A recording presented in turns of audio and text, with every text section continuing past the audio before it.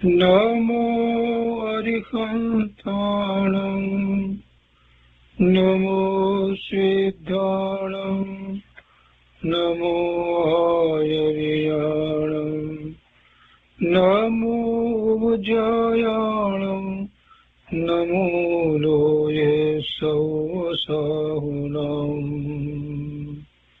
અસપંચનમોકારો સર્વપાવપનાશનો મંગલાણં ચ સૌવર્તે પરમં મંગલમ અજ્ઞાનતિમિરંધાનાં જ્ઞાનાંજનશલાકયા ચક્ષુન્મીલિतं येन તસ્મૈ શ્રીગુરુવે નમઃ મુખાદિવ્યાકુક્ષિરત્નં શબ્દજિતવર્યાત્મજં શ્રીરાજચંદ્રયહું વંદે તત્વલોચનદાયકં પ્રભુતત્વલોચનદાયકં.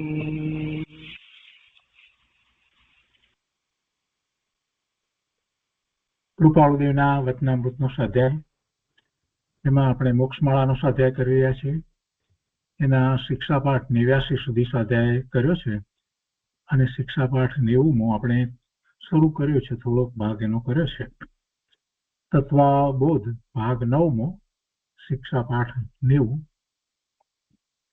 અહીંયા વાત એ ચાલી રહી છે કે ઉત્પાદ, વ્યય અને ધ્રુવ એ ત્રણેય અને હામાં અને ત્રણેયને નામાં ઉતારવા, એટલે એ અપેક્ષાથી એની વાત કરવી. અને એ વાત કૃપાળુદેવે એ તત્વાવબોધ 8ની અંદર, તત્વાવબોધ ભાગ 8 એટલે કે શિક્ષાપાઠ 89ની અંદર એમણે કરી. અને એની 8ની પહેલા 7માં પણ હા સંબંધીની વાત કરી. પણ એમાં જે 18 દોષ જે આવે છે એની વાત શિક્ષાપાઠ 88માં કરી કે જો ધ્યાન ન રાખી અને ગમે તેમ જો એને હા અને નામાં ઉતારવામાં આવે, ઉત્પાદ, વ્યય, ધ્રુવ એને યથાર્થપણે સમજ્યા વિના એ રીતે ગમે તેમ હા અને નામાં ઉતારવામાં આવે તો અનર્થ થઈ જાય, મોટો અનર્થ થઈ જાય. અને એ અનર્થ જે થાય એની વાત હવે સમજાવી રહ્યા છે. એમને પેલા જે રીતે ઉતારી શકાય એ રીતે વાત તો બરાબર સ્પષ્ટ ઉતારી દીધી, હા અને ના ત્રણેયની અંદર. પણ હવે એ બતાવે છે કે કેવી રીતે છે. તો નામાં પહેલા વાત ઉતારીને 90ની અંદર જે એમણે વાત કરી હાની, એ આપણે ફરીથી વાંચનમાં લઈએ છીએ. ઉત્પત્તિમાં હા એવી જે યોજના કરી છે, યોજના કહો કે અપેક્ષા કહો, એ અપેક્ષા વિચાર કરીએ તો તે એમ યથાર્થ થઈ શકે કે જીવનો મોક્ષ થતા સુધી એક દેહમાંથી ચેવન પામી તે બીજા દેહમાં ઉપજે છે. એટલે એમ ઉપજવા રૂપે હા કહી. વિઘ્નતામાં હા એટલે નાશ થાય છે એમાં હા, એવી જે યોજના કરી છે તે એમ યથાર્થ થઈ શકે કે તે જે દેહમાંથી આવ્યો ત્યાંથી વિઘ્ન પામ્યો, અથવા તો ક્ષણ ક્ષણ પ્રતિ એની આત્મિક રિદ્ધિ વિષય આદિક મરણ વડે રૂંધાઈ રહી છે. એ રીતે વિઘ્ન થયું. એ રૂપે વિઘ્નતા યોજી શકાય છે. વિઘ્નતામાં હા. અને ધ્રુવતામાં હા એ તો બધાને ખ્યાલ છે કે વસ્તુ ધ્રુવપણે છે જ.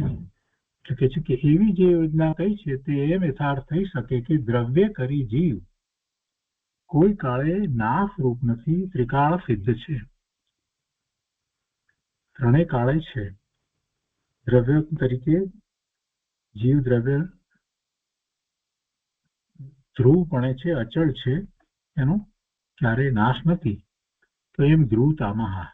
તો અહીંયા સુધી આપણે વાત કરી હતી. હવે આગળ કહે છે કે હવે એથી કરીને યોજેલા દોષ પણ હું ધારું છું કે ટળી જશે.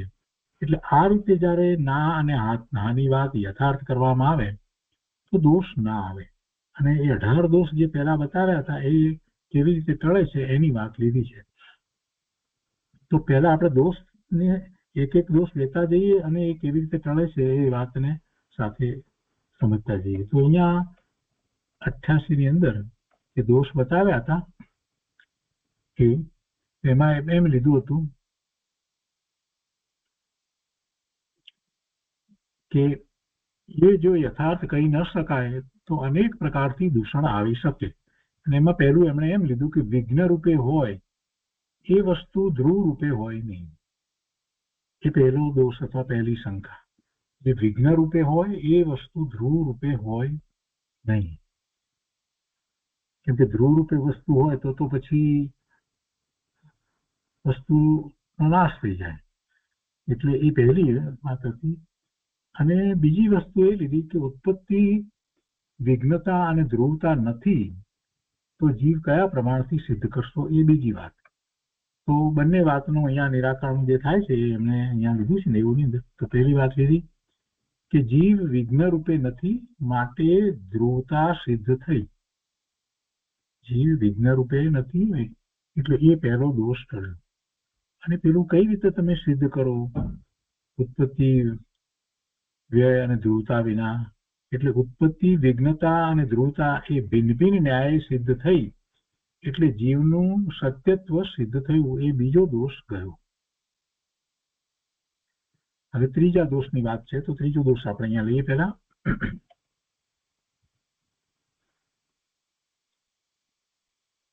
વિઘ્નતા અને ધ્રુવતાને પરસ્પર વિરોધાભાસ એ ત્રીજી શંકા. ધ્રુવ પણ રહે અને પાછું વિઘ્ન એમ તો હોઈ શકે નહીં. એ ત્રીજી શંકા. જીવ કેવળ ધ્રુવ છે તો પછી ઉત્પત્તિમાં હા કહો તો એ પણ અસત્ય. એ ચોથી. એટલે ત્રીજી ને ચોથી શંકા માટે અહીંયા કહે છે કે જીવના સત્ય સ્વરૂપે ધ્રુવતા સિદ્ધ થઈ એટલે વિઘ્નતા ગઈ. એ ત્રીજો દોષ ગયો. અને ચોથા માટે કહે છે કે દ્રવ્ય સ્વભાવે જીવની ઉત્પત્તિ અસિદ્ધ થઈ. એ ચોથો દોષ ગયો. દ્રવ્ય સ્વભાવે જીવની ઉત્પત્તિ થતી નથી. દ્રવ્ય સ્વભાવે જીવની ઉત્પત્તિ નથી. દ્રવ્ય સ્વભાવે તો જીવ ધ્રુવ પણ છે એમ કહેવામાં આવે. દ્રવ્ય ભાવે જીવની ઉત્પત્તિ અસિદ્ધ થઈ, સિદ્ધ થતી નથી. ઉત્પત્તિ કેવી ઉત્પત્તિ? કોની ઉત્પત્તિ? જીવની. કેવી? દ્રવ્ય ભાવે. પર્યાય રૂપે જીવની ઉત્પત્તિ આપણે કહીએ પણ કઈ દ્રવ્ય ભાવે જીવની ઉત્પત્તિ, નવું દ્રવ્ય ઉત્પન્ન થાય એ તો સિદ્ધ થતું નથી. એટલે ચોથો દોષ ગયો. કેમ કે ઉત્પત્તિ અને ધ્રુવતાની વાત ત્યારે લીધી હતી ચોથાની અંદર તો એમાં દોષ આવે નહીં. અને એ રીતે પાંચમો દોષ અહીંયા જે ગયો એ રીતે બતાવે છે કે અનાદિ જીવ સિદ્ધ થયો. અનાદિ જેની આદિ નથી એટલે ઉત્પત્તિ સંબંધીનો પાંચમો દોષ ગયો. પાંચમો દોષ ઉત્પત્તિ સંબંધીનો હતો. તો એમાં એમ કહ્યું કે ઉત્પન્ન યુક્ત જીવનો ધ્રુવ ભાવ કહો તો ઉત્પન્ન કોણે કર્યો? ઉત્પન્ન યુક્ત જીવનો ધ્રુવ ભાવ કહેવામાં આવે તો પછી ઉત્પન્ન કોણે કર્યો? પાંચમો વિરોધ. તે પાંચમો દોષ કર્યો. અને પછી અનાદિ પણ જતું રહે છે એ છઠ્ઠી શંકા. તો એને પણ અહીંયા નિવારી. એ અનાદિથી છે એમ જયારે કહ્યું તો પછી એ દોષ પણ રહેતો નથી. અનાદિ જીવ સિદ્ધ થયો એટલે ઉત્પત્તિ સંબંધીનો પાંચમો દોષ ગયો. ઉત્પત્તિ અસિદ્ધ થઈ. ઉત્પત્તિ સિદ્ધ ન થઈ શકી કેમ કે અનાદિથી જીવ છે. અનાદિથી જીવ છે એટલે ઉત્પત્તિ સિદ્ધ નથી થતી. એટલે ઉત્પત્તિ અસિદ્ધ થઈ એટલે કર્તા સંબંધીનો છઠ્ઠો દોષ ગયો. કોણે ઉત્પન્ન કર્યો એ પ્રશ્ન પછી રહેતો નથી. ઉત્પત્તિ વિચાર કરીએ તો પછી એમ થાય કે કોણે ક્યાંથી ઉત્પન્ન કર્યો, બધા પ્રશ્નો થાય તો એ પણ ગયું. હવે 7મા અને 8મા માટે અહીંયા જે કહે છે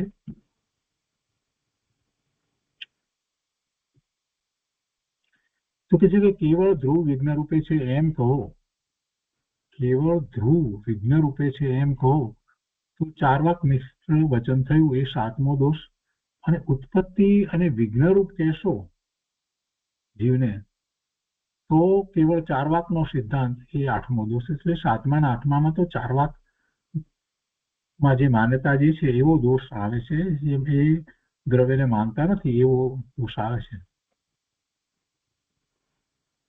તો એ બંને અહીંયા લીધા છે કે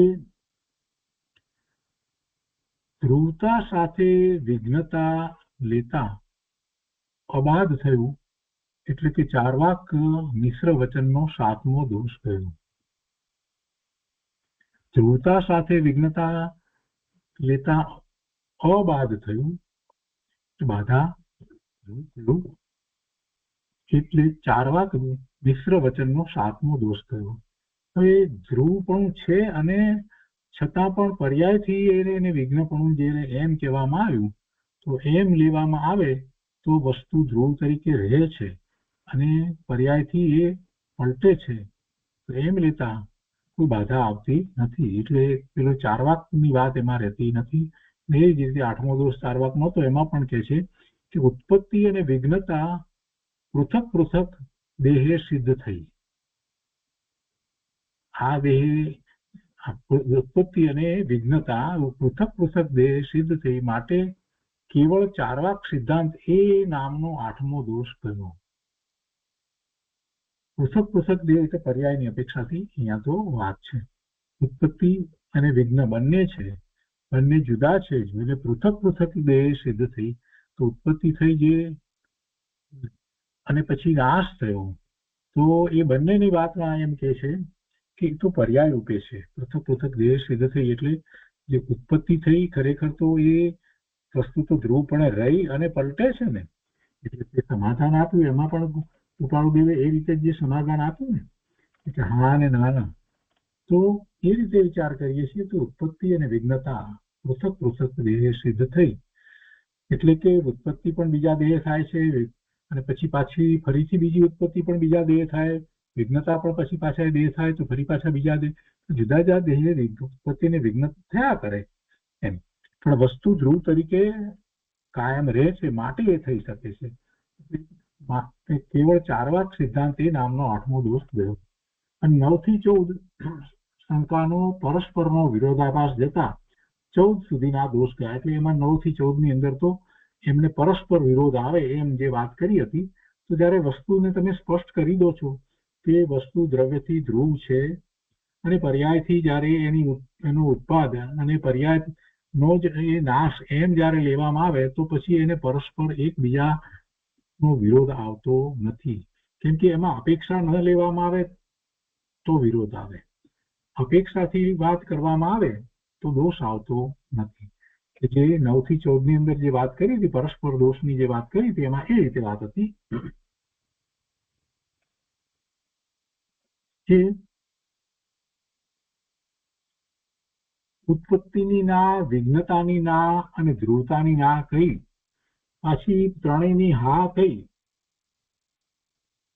તો એના પુનઃરૂપે 6 દોષ, એટલે એ સરવાળે કુલ 14 દોષ થયા.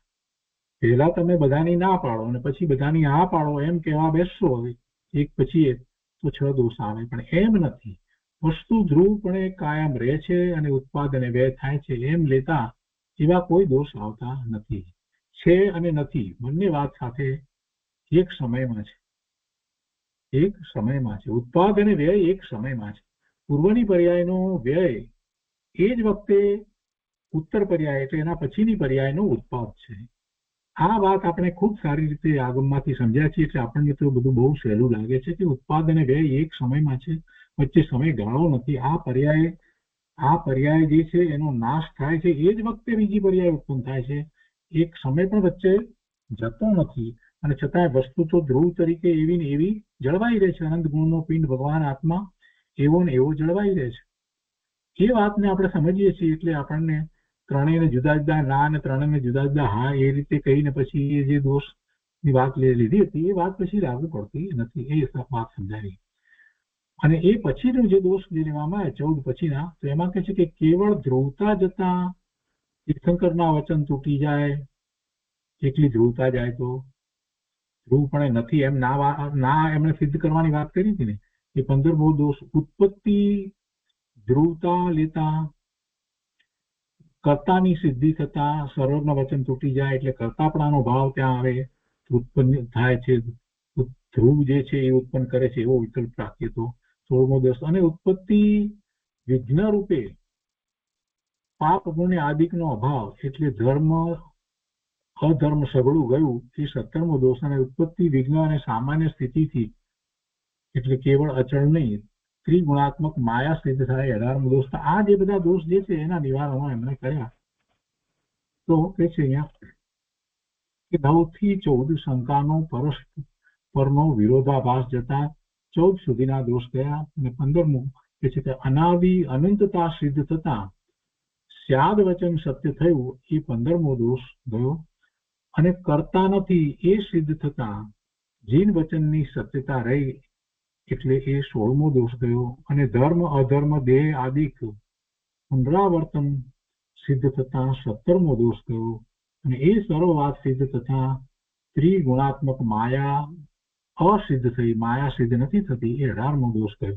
હવે આ બધા દોષ જે ગયા એમાં કઈ રીતે ગયા, તો એમાં કઈ રીતે હા કહેવામાં આવી અને કઈ રીતે ના કહેવામાં આવી, એ યથાર્થપણે કહેવામાં આવી, માટે કોઈ દોષ લાગતા નથી.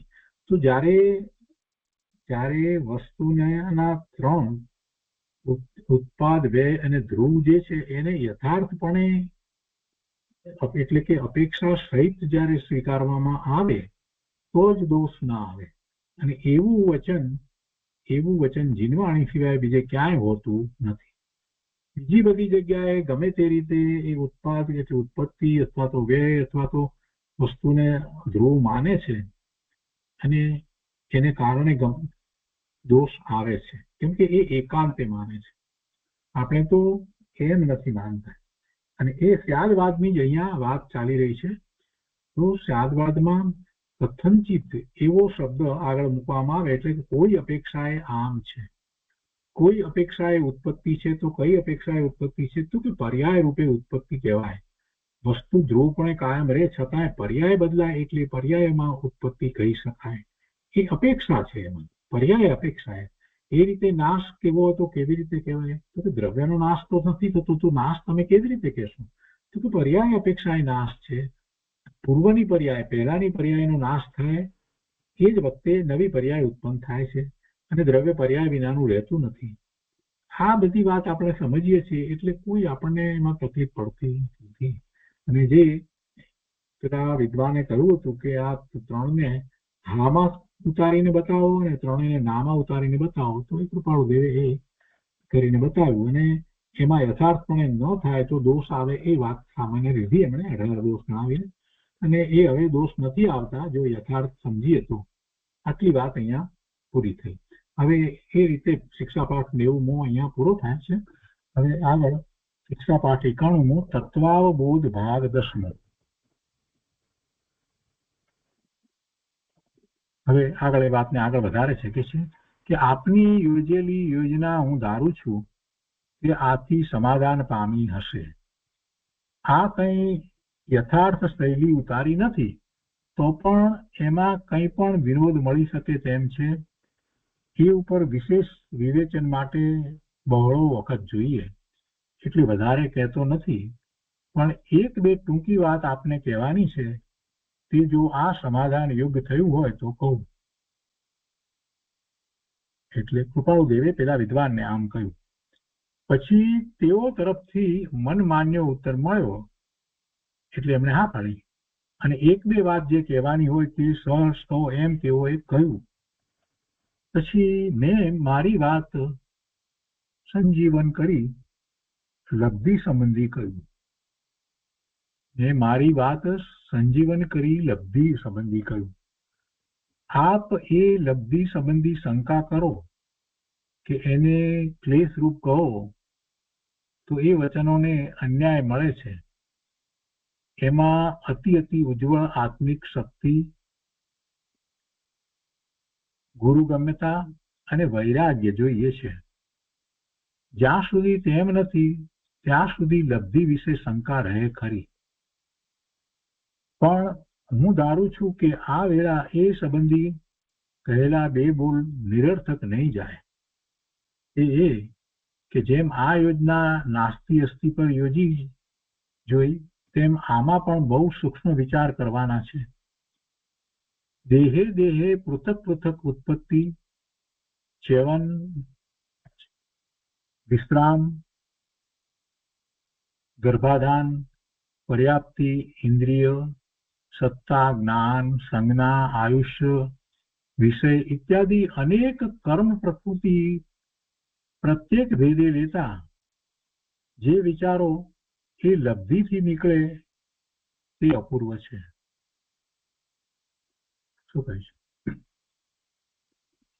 કે દેહે દેહની પૃથક પૃથક ઉત્પત્તિ, દરેક દેહની જુદી જુદી ઉત્પત્તિ, એનું ચેવન, ચળવું, વિશ્રામ, પછી ગર્ભાધાન, પર્યાપ્તિ, ઇન્દ્રિય, સત્તા, જ્ઞાન, સંજ્ઞા, આયુષ્ય, વિષય ઇત્યાદિ અનેક કર્મ પ્રકૃતિ પ્રત્યેક ભેદે લેતા એ કર્મની પ્રકૃતિ જુદા જુદા પ્રકારની છે એમ જ્યારે આપણે સમજીએ છીએ તો જે વિચારો એ લબ્ધિથી નીકળે તે અપૂર્વ છે. આ બધું આપણે એનાથી એટલા ટેવાઈ ગયા છે કે આપણને એની અપૂર્વતા દેખાતી નથી. આપણે વિચારીએ તો દરેક દેહ જુદો, દરેક દેહનું જે કંઈ એનો ઉત્પત્તિ, એનો રહેવાનો કાળ, એનો કઈ રીતે રહે છે, કઈ રીતે એ દેહ પરિવર્તન કરે છે, અને પછી જે ઉત્પત્તિમાં પણ એ ગર્ભજ વગેરે જે પ્રકારે આપણે કહેતા હોય એ બધું, પછી એમાં પણ એને પૂરી પર્યાપ્તિ બધી મળી હોય કે ન મળી હોય. અને એ સિવાય પણ ઇન્દ્રિયની અપેક્ષાએ જોઈએ તો નિગોદ પછીથી એક ઇન્દ્રિય, બે ઇન્દ્રિયથી 5 ઇન્દ્રિય, સંઘની પંચેન્દ્રિય, અને આ બધી વસ્તુનું જુદું જુદું હોવું એ મોટો ચમત્કાર નથી. જીવો આટલા પ્રકારના છે અને બધાને આવું જુદું જુદું હોય, આયુષ વગેરે બધું ઇત્યાદિ, તો એ બધું જુદું જુદું છે. અને એવી એટલી કર્મની પ્રકૃતિ છે, એટલી કર્મની પ્રકૃતિઓ છે, એટલે એવું છે 148 પ્રકૃતિ કર્મની કહેવામાં આવી છે. એટલે એ ભેદ કર્મ પ્રકૃતિ પ્રત્યેક ભેદે લેતા જે વિચારો એ લબ્ધિથી નીકળે તે અપૂર્વ છે. જ્યાં સુધી લક્ષ પહોંચે ત્યાં સુધી સઘળા વિચાર કરે છે, પરંતુ દ્રવ્યાર્થિક, ભાવાર્થિક નયે આખી સૃષ્ટિનું જ્ઞાન એ 3 શબ્દોમાં રહ્યું છે તેનો વિચાર કોઈ જ કરે છે. એટલે પેલા ઉત્પાદ વ્યય ધ્રુવની વાત કરી હતી તો એ 3 શબ્દોમાં કઈ રીતે આખી સૃષ્ટિનું જ્ઞાન છે એ કોણ કરી શકે? જેને ખૂબ એવો શાસ્ત્રનો અભ્યાસ છે, ચિંતન છે, એને જ ખ્યાલ આવે છે કે આ ઉત્પાદ વ્યય ધ્રુવમાં તો આખી સૃષ્ટિની વાત એમાં આવી જ જાય છે. કે બધાના ઉત્પાદ વ્યય ધ્રુવને જો વિચારવા જાય છે તો જે કંઈ એને દેખાય છે, ઇન્દ્રિય દ્વારા દેખાય છે, તો એમાં એને સતત બદલાવ તો દેખાય છે. એટલે પર્યાય, અને પહેલાની પર્યાય હતી એ બદલાઈ ગઈ, અત્યારે નવી અવસ્થા થઈ, એટલે ઉત્પાદ ને વ્યય તો ત્યાં જ એને દેખીતા જ દેખાઈ જાય છે. અને ક્યાં દેખાય છે? જગતના બધા પદાર્થોમાં દેખાય છે. જગતના બધા પદાર્થો જેમાં દેખાય છે, ઇન્દ્રિય દ્વારા જે ખ્યાલમાં આવે છે, તો એનો અર્થ એ થયો કે એ બધા જ પદાર્થો એ પૂતગળના સ્કંદરૂપ છે, જે દેખાય છે તે બધા. અને જો એ પદાર્થો જે છે, જે પૂતગળ જે છે, એમાં જો એવા ફેરફાર છે તો બીજા દ્રવ્યોની અંદર પણ એવી જ રીતે એની પર્યાયો બદલાતી જ હોય, ભલે એ ઇન્દ્રિય જ્ઞાનનો વિષય ન હોય તો પણ. અને આ બધા પદાર્થો જ્યાં રહ્યા છે, આટલા જીવો અને આટલા પૂતગળને, તો એ આકાશ એનો પણ એમાંથી ખ્યાલ આવી જાય છે. ઘણી બધી વાત આમાંથી નીકળે છે. સાથે જે નવ તત્વની વાત કરી હતી તે પ્રમાણે સૃષ્ટિની કેટલી બધી વાત એ સમજાઈ જાય છે. કર્મ પ્રકૃતિ દ્વારા કેટલું બધું આપણને ખ્યાલમાં આવે છે. એટલે કે જ્યાં સુધી લક્ષ પહોંચે ત્યાં સુધી સઘળા વિચાર કરે છે, પરંતુ દ્રવ્યાર્થિક, ભાવાર્થિક નય આખી સૃષ્ટિનું જ્ઞાન એ 3 શબ્દોમાં રહ્યું છે. દ્રવ્યાર્થિક અને ભાવાર્થિક નયની વાત લીધી. ભાવ અને એ ભાવ જે છે તે ક્ષણે ક્ષણે બદલાતા એ પર્યાય રૂપ છે. દ્રવ્ય જે છે તે ક્ષણે ક્ષણે બદલાતું નથી, એવું એવું જ રહે છે. એને એ આખી સૃષ્ટિનું જ્ઞાન એ 3 શબ્દોમાં રહ્યું છે, તેનો વિચાર કોઈ જ કરે છે, બહુ બિરલા જ એનો વિચાર કરે છે. અને તે સદગુરુ મુક્તની પવિત્ર લબ્ધિ રૂપે જ્યારે આવે ત્યારે દ્વાદશાંગી જ્ઞાન શા માટે ન થાય? હવે આ રીતે એમણે દલીલ પેલા વિદ્વાન આગળ મૂકી. જગત એમ કહેતા જેમ મનુષ્ય એક ઘર, એક વાસ, એક ગામ, એક શહેર, એક દેશ, એક ખંડ, એક પૃથ્વી, એ સઘળું મૂકી દઈ અસંખ્યાત દ્વીપ, સમુદ્ર, યુક્તાદિક ભરપૂર વસ્તુ એકદમ કેમ સમજી જાય છે? શું કહ્યું? જગત કહીએ ત્યારે એને બધું ખ્યાલમાં આવી જાય ને.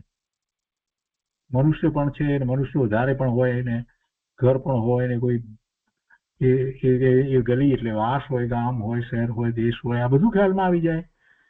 જગત કહેતા એમાં જગતની અંદર શું છે એ બધું એકદમ એક જ શબ્દ દ્વારા નથી ખ્યાલમાં આવતું. ખંડ, આ તે બધું, પૃથ્વી, અને એનાથી આગળ વધીને અસંખ્યાત દ્વીપ, સમુદ્ર યુક્ત આદિકથી ભરપૂર વસ્તુ એકદમ કેમ સમજી જાય છે? તેનું કારણ માત્ર એટલું જ કે તે એ શબ્દની બહોળતાને સમજ્યું છે, એની વિશાળતાને સમજ્યું છે. કેવા લક્ષની અમુક બહોળતાને સમજ્યું છે, અથવા તો જે કહેવામાં આવ્યું છે એ લક્ષ એની અમુક વિશાળતાને સમજ્યું છે, જેથી જગત એમ કહેતા એવડો મોટો મર્મ સમજી શકે છે. પોતપોતાની ખરેખર તો જેટલી બુદ્ધિ ક્ષયોક્ષમ છે એ પ્રમાણે એટલું સમજી જાય છે, પણ સમજે છે ને. તેમજ રુજુ અને સરળ સત્પાત્ર શિષ્યો, એવી જ રીતે રુજુ અને સરળ સત્પાત્ર શિષ્યો નિર્ગ્રંથ ગુરુથી એ 3 શબ્દોની ગમ્યતા લઈ દ્વાદશાંગી જ્ઞાન પામતા હતા, અને તે લબ્ધિ અલ્પજ્ઞતાથી વિવેકે જોતા ક્લેશ રૂપ પણ નથી. એટલે મૂળ તો વાત એ ચાલી રહી હતી કે આમાંથી બધું જ્ઞાન એ ગુરુ દ્વારા એ પ્રાપ્ત કરતા હતા, અને એ બધી વાત સર્વજ્ઞતાથી શરૂઆત કરી હતી ને, કે સર્વજ્ઞતા એ નથી માનતા એમ વાત કરી હતી ને. તો એ બધી વાતના સમાધાનો આપ્યા, અને પછી ગુરુ દ્વારા જે જ્ઞાન થાય એ બધી જે વાત કહી દ્વાદશાંગી, એટલું એ બધું અહીંયા કૃપાળુ દેવે આ તર્ક દ્વારા એમને સમજાયું, સિદ્ધ કર્યું કે આ રીતે બધો ખ્યાલ આવે છે. અને બીજી રીતે આપણે વિચાર કરીએ કે જે શબ્દ જે છે એ શબ્દને બ્રહ્મ કહેવામાં આવ્યો છે. તો શબ્દ બ્રહ્મ એટલા માટે કહેવામાં આવ્યો છે કે એ શબ્દ એ વાચક છે. તો જો વાચક છે તો એનું કોઈ વાચ્ય જરૂર હોય, તો એનું જરૂર કોઈ વાચ્ય હોય. આપણે જગત કહીએ તો જગત શબ્દ જ, ગ અને ત 3 અક્ષરનો એક શબ્દ, એ જેનો વાચક છે એનો જયારે વિચાર કરીએ તો કેટલી બધી વસ્તુ એમાં તો આવી જાય. જગત કહેતા શું નથી આવતું? એટલે દરેક શબ્દ જે છે એમાં એ ભાવ, એનો એ વાચક શબ્દ છે, એટલે એનું વાચ્ય જે છે એના દ્વારા આપણને ખ્યાલમાં આવે છે. તો એવી જ રીતે નિર્ગ્રંથ ગુરુ પાસેથી જ્યારે એ વાતને સમજવામાં આવે તો એ દ્વાદશાંગી જ્ઞાન પામે છે.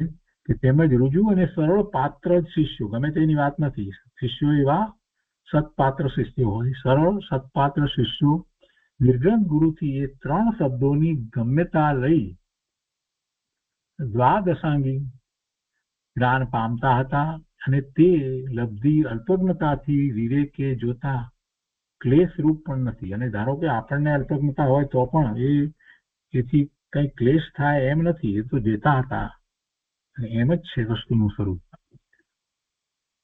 તમે પણ આમાંથી ધારો કે કંઈક વાતનો સ્વીકાર કરો તો કઈ એમાંથી ક્લેશરૂપ નથી થવાતું. હવે આગળ કે છે નવતત્વની મૂળ વાત તો શરૂ કરી હતી નવતત્વની. તો શિક્ષા પાઠ 92 તત્વાર્થ બોધ ભાગ 11 ની અંદર આગળ વાત કરે છે કે એમાં જે 9 તત્વ સંબંધી છે, જે મધ્ય વયના ક્ષત્રિય પુત્રે જગત અનાદિ છે એમ બે ધડક કહી કર્તાને ઉડાડ્યો હશે, તે પુરુષે શું કઈ સર્વજ્ઞતાના ગુપ્ત ભેદ વિના કર્યું હશે? મધ્ય વયના ક્ષત્રિય પુત્રે, મારી સામે ભગવાનની વાત કરવી છે. જગત અનાદિ એટલે કે જગતની આદિ નથી એમ જયારે કહ્યું, બે ધડક કહ્યું એમ, જગતની આદિ નથી, કેટલી મોટી વાત છે. આપણે વિચાર કરીએ કે ત્યારે જગતની આદિ નથી, અનાદિ છે, એવો સ્વીકાર કરવા વાળા કેટલા? બીજાની તો વાત જવા દો, અન્ય મતની તો બધાની વાત જવા દો, જગત આખાના બધા જીવોની વાત જવા દો. એમને તો એમ જ છે કે જગતની આદિ છે, કોઈક રીતે જગત બન્યું છે. આ પૃથ્વીની આદિ બતાવે છે, કોઈક રીતે એમ સૂર્યમાંથી ગ્રહ છૂટા પડ્યા છે વગેરે વગેરે. બધાને એની આદિ જોઈએ છે, કંઈક શરૂઆત તો થઈ હોય ને, કંઈક રીતે બન્યું, એ જ છે બધાના મનમાં. બહુ જ ઓછા જૈન જેને ખૂબ અભ્યાસ છે અને બહુ સારી રીતે જેને ચિંતન કર્યું અને નિર્ણય કર્યો છે, એને જ જગત અનાદિ ભાષે છે. જગત અનાદિ છે, અનાદિ એટલે એની આદિ નથી. આવું ને આવું જ જગત ક્યારથી છે, અને આવું ને આવું, હા આવું ને આવું જ અનાદિથી છે. અનાદિથી જીવો છે, અનાદિથી જીવો મુક્ત દશાને પ્રાપ્ત કરે છે. સંસાર પર્યાયમાં અનાદિથી છે અને જીવો અનાદિથી એ પર્યાય પુરુષાર્થ કરી અને એ સિદ્ધ પર્યાયને પ્રાપ્ત કરે છે. કોઈનો નાશ થતો નથી, પર્યાય બદલાય છે. દ્રવ્ય ત્રિકાળ શુદ્ધ જ છે, એને કોઈએ બનાવ્યું નથી. એવું જગત બનાવી શકાય નહીં, એ જગત બનાવી શકાય નહીં, કોઈ બનાવે નહીં. એટલું જ નહીં, પણ જગતનું આવું પરિણમન જે છે એ પણ કોઈ બીજો કરતો નથી, કરાવતો નથી, એનું નિયમન પણ કોઈ કરી શકે નહીં. આવી વાત જે છે એ ભગવાને કહી કે છે કે એમ બે ધડક કઈ કર્તાને ઉડાડે, એટલે કરતા નથી કોઈ, જગતનો કોઈ કરતા નથી, જગતનોય કરતા નથી. અને વર્તમાનમાં જે કંઈ આપણને થતું દેખાય છે તો એનોય ખરેખર તો કોઈ કરતા નથી, કોઈ કરતો નથી. એ બધું જે ઇન્દ્રિય દ્વારા દેખાય છે એ પૂતગળના સ્કંદ છે, અને એ પૂતગળના સ્કંદનું એ પરિણમન છે. એ સ્કંદમાંથી પૂતગળો પરમાણુઓ છૂટા પડે છે અને બીજા ભેગા થાય છે. એમ નવી નવી રચનાઓ આપણને પૂતગળ સ્કંદની દેખાય છે. એક પરમાણુ તો એવો ને એવો શુદ્ધ છે, પણ બીજા અનંત પરમાણુ સાથે જોડાઈ અને એક વસ્તુ જે બને છે અને પછી એની દશા પલટે છે, બદલાય છે, એમાં ફેરફારો થયા કરે છે. એ બધું આપણને ઇન્દ્રિય જ્ઞાન દ્વારા ખ્યાલમાં આવે છે. પણ એ દ્રવ્ય મૂળ દ્રવ્ય છે ત્યારે એ પલટાય છે ને, મૂળ દ્રવ્ય વિના તો કઈ થઈ શકે નહીં ને. તો એ જે પલટાઈ રહ્યું છે, આટલું બધું પલટાઈ રહ્યું છે, એને કોણ પલટતું હશે? આટલું મોટું જગત, આટલા બધા પદાર્થો, આટલા આપણને આ દ્રષ્ટિમાં આવે છે, એ તો બધા જે છે એ તો પૂતગળના સ્કંદ જ છે. એ તો બધા પૂતગળના સ્કંદ છે, ભલે એની સાથે જીવ હોય કે ના હોય. આ વનસ્પતિ વગેરે જે છે એ પણ પૂતગળનો સ્કંદ છે, આપણને જે દેખાય છે એની સાથે જીવ રહ્યો છે. એવી રીતે આ તિર્યંતના બધા શરીરો જે દેખાય છે તો એ શરીર તો પૂતગળનો સ્કંદ છે. આપણું પોતાનું શરીર પણ પૂતગળનો સ્કંદ છે, પણ એની સાથે જીવ રહ્યો છે. અને એ સિવાય બીજા કેટલા બધા સ્કંદ પૂતગળના કે જેની સાથે જીવ નથી રહ્યો. આ કોમ્પ્યુટર ડેસ્ક, આ ચેર, આ બધું જે છે આપણે જોઈએ છીએ, ઘર જોઈએ છીએ, કપડા જોઈએ છીએ, તો એ બધા જે પૂતગળના સ્કંદ જે છે એની સાથે જીવ નથી રહ્યો, પણ એ બધા દ્રષ્ટિમાં આપણને આવે છે અને એના ફેરફારો પણ આપણને ખબર પડે છે. એટલે એ બધામાં જે ફેરફારો થઈ રહ્યા છે એને ફેરફારોને કરે છે કોણ?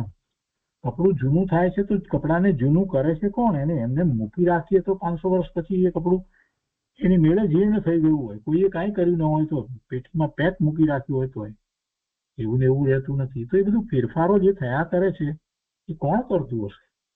કોઈ કરતું નથી.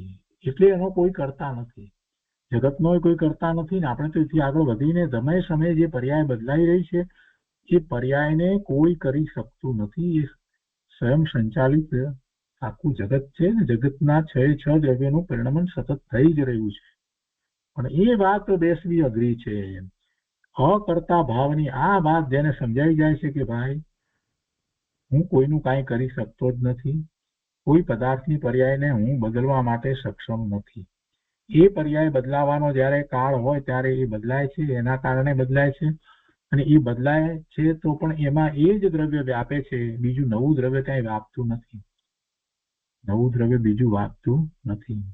સુતરાઉ કપડું જે છે તો એની પર્યાય બદલાઈ અને સુતરાઉ શર્ટ બને છે, પણ એમાંથી કઈ રેશમી શર્ટ કે વુલનનું શર્ટ બનતું નથી. તો એ ન્યાય છે, એ ન્યાય છે. અને એ બદલાવ કોણે કર્યો? દરજી કરતો નથી. કે દરજી જીવ જુદો છે. દરજી જેને ઓળખીએ છીએ જીવ છે, અને જીવ તો બીજા અન્ય દ્રવ્ય સુધી પહોંચતોય નથી, પોતે પોતાનામાં જ રહ્યો છે. તો એ દરજીનું શરીર એ તો એનાથી જુદું છે, એ જીવથી જ જુદું છે. અને એ શરીર જે છે એનું પરિણમન જે થવા યોગ્ય છે તે થાય છે.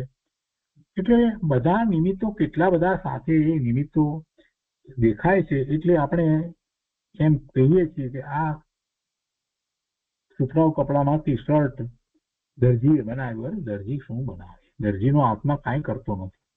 દરજીનો આત્મા માત્ર એવો વિકલ્પ કરે કે આમાંથી શર્ટ બનાવવું, એથી વિશેષ બીજું કાંઈ કરી શકતો નથી. એ ક્યાં એને સ્પર્શી શકે છે? કૃપાળુદેવને આપણે માનીએ છીએ, કૃપાળુદેવની વાતને માનીએ છીએ તો કહીએ છીએ ને કે કૃપાળુદેવે કહ્યું છે કે આત્મા એક તણખલાના 2 ટુકડા કરી શકતો નથી. આપણે તો કહીએ છીએ કે એને સ્પર્શી શકતો નથી, એમાં વ્યાપતો નથી, પહોંચતો નથી. તો એના પરિણામને બદલે ક્યાંથી? એટલે જગતનો કરતા કોઈ નથી ઈશ્વર. જો એટલું જ નહીં, પણ જગતનું આ પરિણમન જે રીતે થઈ રહ્યું છે એનું નિયમન કે એનું કરતાપણું પણ બીજા કોઈનું નથી, સ્વયં સંચાલિત જગત છે. એ વાત ભગવાનના જ્ઞાનમાંથી આપણને પ્રાપ્ત થઈ. અહીંયા એ વાતને કૃપાળુદેવ આ રીતે સમજાવે છે કે એમ જ 9 તત્વ સંબંધી છે. જે મધ્ય વયના ક્ષત્રિય પુત્રે જગત અનાદિ છે એમ 2 ધડક કઈ કરતાને ઉડાડ્યો હશે, એ પુરુષે શું કઈ સર્વજ્ઞતાના ગુપ્ત ભેદ વિના કર્યું હશે? એટલે એમને એ બધું ખબર હતી, એમને સર્વજ્ઞતા હતી. એમ એની નિર્દોષતા વિશે જ્યારે આપ વાંચશો, સર્વજ્ઞતા વિશે, અને પ્રભુની નિર્દોષતા, પ્રભુને ક્યાં દોષ હોય? કોઈ દોષ હોય નહીં. ત્યારે નિશ્ચય એવો વિચાર કરશો કે એ પરમેશ્વર હતા, કરતા નહોતો અને જગત અનાદિ હતું તો તેમ કહ્યું.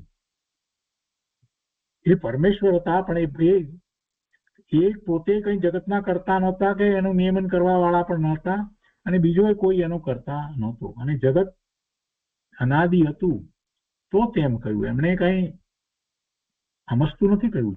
જેમ છે એમ પ્રકાશ્યું છે. જગત ખરેખર અનાદિથી છે, એની આદિ નથી, એટલે એમણે એમ કહ્યું છે. અને એના અપક્ષપાતી અને કેવળ તત્વમય વિચારો આપે અવશ્ય શોધવા યોગ્ય છે, વિશેષ કરીને શોધવા યોગ્ય છે. પક્ષપાત વિના કેવળ તત્વમય વિચારો આપે શોધવા યોગ્ય છે. જૈન દર્શનના અવર્ણવાદીઓ માત્ર જૈનને નથી જાણતા એટલે અન્યાય આપે છે. તે હું ધારું છું કે મમત્વથી અધોગતિ સેવશે. જૈન દર્શનના અવર્ણવાદીઓ માત્ર જૈનને નથી જાણતા એટલે અન્યાય આપે છે. જેને આ દર્શન જૈન દર્શનની ખબર નથી, એ જૈનના જેવું જૈનનું સ્વરૂપ છે એને નથી જાણતા, એટલે એને અન્યાય આપે છે. એટલે જૈન એટલે જીનવાણીને પણ એ અન્યાય આપે છે, અન્યાય કરે છે. એની સાથે બને એ જીનવાણી જેમની છે એવા પરમેશ્વર, તીર્થંકર, કેવડી, પરમાત્મા એ બધાને પણ એ રીતે અન્યાય આપે છે. અન્યાય આપે છે એટલે એમની વાતને ખોટી ઠરાવે છે. તો કહે છે કે તે હું ધારું છું કે મમત્વથી એમને કોઈક બીજી રીતે માન્યતા છે, એનું મમત્વ પોતાપણું એમાં છે, તો એ મમત્વને કારણે એ અધોગતિ છે. ભગવાનની વાતને નથી માનતા. ટૂંકમાં કહીએ કે જૈન દર્શન સાચું જે છે એને નથી માનતા, તો એ મમત્વને કારણે, મારાપણાના ભાવને કારણે અનેક પ્રકારના પાપ ભાવમાં જઈ અને છેવટે અધોગતિ છે. આ પછી કેટલીક વાતચીત થઈ. પ્રસંગોપાત એ તત્વ વિચારવાનું વચન લઈને સહર્ષ હું ત્યાંથી ઉઠ્યો હતો. કૃપાળુદેવે અહીંયા વાત કરી છે. હવે આગળ કહે છે કે તત્વાવબોધના સંબંધમાં આ કથન કહેવાયું. અનંત ભેદથી ભરેલા એ તત્વ વિચારો જેટલા કાળ ભેદથી જેટલા જ્ઞેય જણાય તેટલા જ્ઞેય કરવા, ગ્રાહ્ય થાય તેટલા ગ્રહવા અને ત્યાગરૂપ દેખાય તેટલા ત્યાગવા. અનંત ભેદથી ભરેલા એ તત્વ વિચારો જેટલા કાળ ભેદથી જેટલા જ્ઞેય જણાય. કાળ ભેદથી કેટલા જ્ઞેય જણાય? જેટલા કાળનો વિચાર કરીએ એટલા કાળ સુધીની બધી પર્યાયો નો વિચાર કરવાનો. આપણે કાળ ભેદનો વિચાર કે દાખલા તરીકે લઈએ કે હમણાં આ જે વસ્તુ જે છે તે આ રીતે છે, 1 કલાક પહેલા આ રીતે હશે, 2 કલાક પહેલા આ રીતે હશે, 3 કલાક પહેલા આ રીતે હશે. આપણે કાળ ભેદમાં આગળ ભૂતકાળમાં જઈએ, ફક્ત હજી તો ભૂતકાળમાં વિચાર તો કેટલા ભેદ સુધી તો કેટલો એનો વિચાર થઈ શકે, કેવી રીતે હશે ત્યાં સુધી થાય. સોનાની બંગડીનો વિચાર કરીએ તો કાળ ભેદથી વિચાર કરી કે અત્યારે આ સોનાની બંગડી છે, પણ એની પહેલા એને ઘાટ આપવામાં આવ્યો હશે તો એનો સોનાનો તાર બનાવ્યો હશે. સોનાનો તાર બનાવ્યો હશે તો પેલા એ સોનાનો ગઠ્ઠો જે હશે એને ગરમ કર્યો હશે, પછી એને તાર ખેંચ્યો હશે, પછી એની પર પાસા પાડ્યા હશે. એની પહેલા એમ આગળ વિચારતા જઈએ તો એની પહેલા એ સોનાની પહેલા એ સોનું, શુદ્ધ સોનું કેવી રીતે પ્રાપ્ત થયું હશે, કેવી રીતે ખાવામાં. કાળ ભેદથી આપણે એ બધી પર્યાયોનો વિચાર કરી શકીએ છીએ. તો એ રીતે કાળ ભેદથી જયારે વિચાર કરીએ તો આ જીવ તત્વનો પણ એવી રીતે વિચાર કરી શકીએ. આ પૂતગળના સ્કંદ અનેક પ્રકારના જે છે એની અંદર રહેલા પૂતગળ પરમાણુ એ એમાં ભેગા થયા, પાછા છૂટા પડ્યા, એની પહેલા બીજામાં ભેગા થયા હશે, એની પહેલા એમાં ત્રીજામાં કોઈમાં ભેગા થયા હશે, ત્યાંથી છૂટા થયા હશે, પછી બીજામાં. આ બધો કેટલો બધો આગળ વિચાર કરી શકીએ. એટલે કેટલા કાળ સુધી, એટલે કે છે કે એ તત્વ વિચારો જેટલા કાળ ભેદથી જેટલા જ્ઞેય જણાય, એટલે એ બધા જ્ઞેય આપણને દેખાય છે ને બધી અવસ્થાઓ જ્ઞેય રૂપે, તેટલા જ્ઞેય કરવા અને એનો એવી રીતે વિચાર કરવો. ગ્રાહ્ય રૂપ થાય તેટલા ગ્રહવા, એટલે કે એને જ્ઞેય તરીકે ગ્રહવા. હા, મારા જ્ઞાનનું જ્ઞેય થાય છે, મને એ સોનાની વાત આવે છે તો મને એ જ્ઞાનનું જ્ઞેય થાય છે કે એ પોર એની નીકળી હશે, કોઈ કે ખોદીને કાઢી હશે, માટી સહિત હશે, એની પછી લાવવામાં આવી હશે, ગરમ કરવામાં આવી હશે. એટલો બધો આખો બધો વિચાર થઈ શકે છે એમ. તો એ રીતે એ પૂતગળનો વિચાર કરીએ છીએ તો એ પૂતગળ પરમાણુ કેટલાય સ્કંદમાં એ ગયો હશે. એવી રીતે આ જીવ અનાદિનો છે, તો અનાદિનો છે તો એને કેટલી ગતિ થઈ હશે.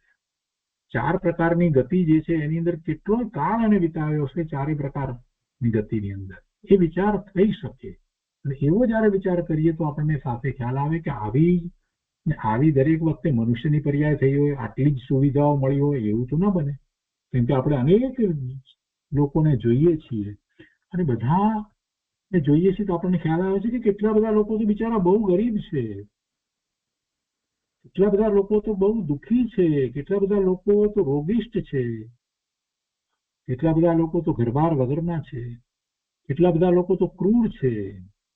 આ બધી અનેક પ્રકારની લોકોની અવસ્થાઓ, એમની પ્રકૃતિ, એમના વર્તન, આ બધું જોઈએ છીએ અને પછી સાથે એના પછી આગળ વિચાર કરીએ છીએ કે એ જ રીતે પ્રાણીઓ અને દરેક પ્રાણીની જાતનો વિચાર કરીએ.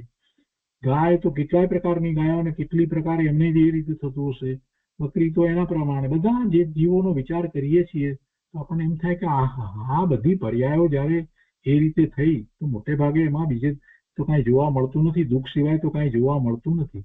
તો મારી આ જીવને પણ એવી અનંત પર્યાયો થઈ ગઈ છે પૂર્વે, કેમ કે હું અનાદિનો છું, મારી ઉત્પત્તિ થઈ નથી, માત્ર પર્યાયમાં પલટો થયો છે. તો એવી પર્યાયો થઈ હશે અને ત્યાંથી તો ધર્મની શરૂઆત થાય છે. ઓહો, આટલો બધો કાળ, અનંત કાળ વીતી ગયો.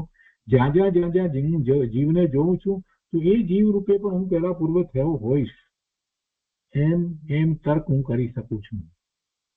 એટલે એ અત્યારે મારા જ્ઞાનનું જ્ઞેય થાય છે, પણ એ દ્વારા મારે તો સમજવાનું છે કે આમ જ બસ આવી જ રીતે પર્યાયો પલટ્યા કરે. તો દુઃખ સિવાય બીજું કઈ હોય જ નહીં. તો સાચા સુખની પ્રાપ્તિ કેવી રીતે થાય એનો કોઈ માર્ગ હોવો જોઈએ અને એ પછી આપણને પ્રાપ્ત થાય છે. અહીંયા તો બીજી વાત આગળ કરે છે કૃપાળદેવ કે અનંત ભેદથી ભરેલા એ તત્વ વિચારો જેટલા કાળ ભેદથી જેટલા જ્ઞેય જણાય તેટલા જ્ઞેય કરવા, ગ્રાહ્ય રૂપ થાય તેટલા દ્રવવા, અને ત્યાગ રૂપ દેખાય તેટલા ત્યાગવા. એટલે એમાં પણ કેટલાય વસ્તુઓ, કેટલાય ભાવો આપણને જે થયા હોય તો આપણને એમ થાય કે ફરીથી એવા ન થાય, વર્તમાનમાં થતા હોય તો પણ એને આપણે ત્યાગીએ. એ જ રીતે પદાર્થોને આપણે ત્યાગવાની વાત કરીએ છીએ, પણ નિશ્ચયથી તો પદાર્થોને આપણે ગ્રહતાય નથી ને ત્યાગતાય નથી. નિશ્ચયથી તો કોઈ પદાર્થને આત્મા ગ્રહતો નથી કે એનો ત્યાગ કરતો નથી. ફક્ત એમાં મમત્વ એકત્વ કરે છે, એ છોડે એટલે એનો ત્યાગ છે. વસ્તુ તો એનાથી જુદી ભિન્ન પડી જ છે. તો એ તત્વોને જે યથાર્થ જાણે છે તે અનંત ચતુષ્ટયથી વિરાજમાન થાય છે. એ તત્વોને જે યથાર્થ જાણે છે એ અનંત ચતુષ્ટયથી, અનંત જ્ઞાન, અનંત દર્શન, અનંત વીર્ય, અનંત સુખ એવા ચતુષ્ટયથી વિરાજમાન થાય છે. એ હું સત્યતાથી કહું છું. એ નવ તત્વના નામ મૂકવામાં પણ અડધું સૂચવન મોક્ષની નિકટતાનું જણાય છે. એ સત્યતાથી કહું છું ને પછી કહે છે કે એ નવ તત્વના નામ મૂકવામાં પણ અડધું સૂચવન મોક્ષની નિકટતાનું જણાય છે. એમાં અમને તો મોક્ષની જ મુખ્ય વાત દેખાય છે. નવ તત્વની વાત કરીએ છીએ એમાં અમને તો એ જ દેખાય છે, જીવની એ પર્યાય.